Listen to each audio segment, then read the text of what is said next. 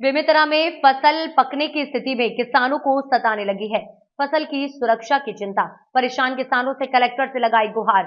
कहा फसल बचा लो साहब, हम सब परेशान हैं साहब, फसल को बर्बाद होने से बचा लो साहब, नहीं तो कर्जदारों की कर्ज नहीं दे पाएंगे। कुछ इसी अंदाज में बेमेतरा जिले के बिरनपुर के किसानों ने कलेक्टर से लगाई गुहार। दरअसल बेमेतरा जिले के साजा विधानसभा के बिरनपुर के किसान कलेक्टर कार्यालय पहुंचे, आवारा पशुओं से फसल की सुरक्षा को लेकर गुहार लगाई।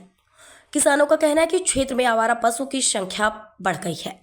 आलम यह है कि दूसरे गांव के किसान लोग भी गांव के पास अपने क्षेत्र के पशुओं को छोड़ रहे हैं, जिसके चलते अब किसानों को फसल की चिंता सता रही है। आवारा पशुओं के द्वारा सिद्ध उनके लाए फसल पर मुंह मारा जा रहा है, जिससे फसलों को काफी नुकसान हो रहा है।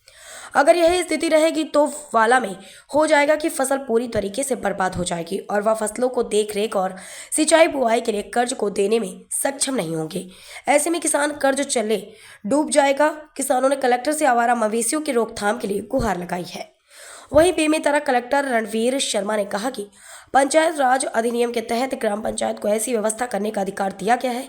यह पंचायत स्तर का काम है और पंचायत को इसकी व्यवस्था करनी चाहिए। जैसा कि आपको पता है, पंचायती राज अधिनियम के अंतर्गत मवेशियों के प्रबंधन की जिम्मेदारी ग्राम पंचायतों की है और अभी हमने ज़िले में गो अभयारण्य का निर्माण भी चल रहा है और जैसे ही गो अभयारण्य तैयार हो जाता है तो ज़िले के मवेशियों को वहाँ गो अभयारण्य में रखा जाएगा। इसके अलावा ग्राम पंचायतों में भी पैरादान करके और जो मवेशी हैं उनका प्रबंधन किया जाना चाहिए।